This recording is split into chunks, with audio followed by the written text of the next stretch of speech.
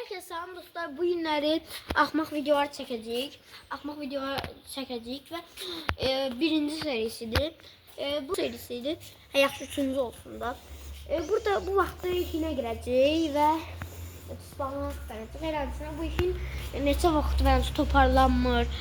Orada toyuq yoxdur. Yəni neçə aydır ki toyuqlar hamısı biri tam ki beləncə olmuşdu da bax. Birisinin bir gün görür ki başı yoxdur toyuğun. Toyuğun başı yoxdur.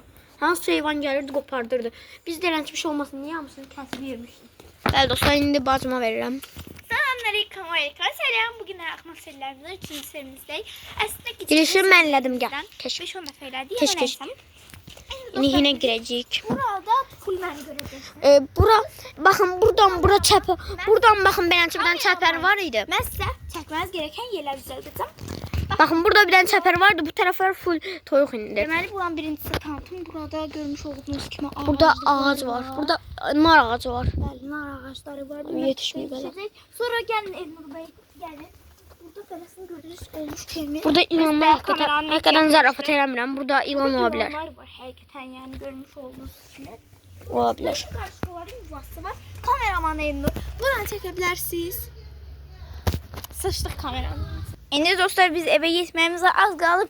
Son dəfə sizin üçün çəkim eləyəcəyik, içərisinə girəcəyik. Burada görmüş olduğunuz kimi gəbərmiş qarışqalar var. Burada isə sağ qalmış və yaşamaq üçün mücadele eləmiş qarışqalar var. Bəli Elnur bəy, kameraman sizdə. Olsun da nə? Səkkiz işləməyib. Nə istəsən TikTok'a qoyun. Neyse burada da gəbərmiş və gəbərmə xalqı olmuş var. İndi dostlar çox heyecanlı anlar gedir. Buradan zibiller var. Kameraman Elnur biraz daha net çəkək. Nereye TikTok'a düşmək istəmirsən sus. İndi burada da görmüş olduğunuz kimi çiçəklər. Burada qarışqa yuvası var. Şuna girəcəyik kameranı. İndi axırıncı dəfə sizə göstərəm bəli dostlar. Bura köhnə toyuqların yenidir. İndi toyuqların yarısı mənim mətləmdədir. İndi Elnur bəy siz nə demək istəyirsiniz? Burada köhnə kalandek var. Burada isə kameraman bəy belə bir şey var. Elnur bəy siz bu haqda nə demək istəyirsiniz? Buradaysa indi dostlar kameraman Elnur bəy birazdan gələcək. Hələlik mən kameramanlıq edirəm. İndi isə buranı göstərirəm sizə. Deməli dostlar, bura Elnur bəy siz məni daha yaxından çəkin. Ay hini çəkmədi. Gedək hini axırına gəl. Ay hinin içərisini çək. İçərisini çəkmədin yaxşı. İndi sıvağını axtarmışdan əvvəl buranı sizə göstərəcəm. Burada işə bəhli qumlar var. Burada isə belə buradan aşağıdan inirik. Bəli, çox gizəmli anlar yaşanır və burada bankalar var. Oy. Neyse az qalsın düşəcəkdik. İndi burada belə bir həyat, təbiət, hər şey var. Burada isə burada sıçmağa tualet var. Yanında isə qapı var. Yenə çox soft ağaclıqlar var. Çox qəşəng bir yerdir yəni.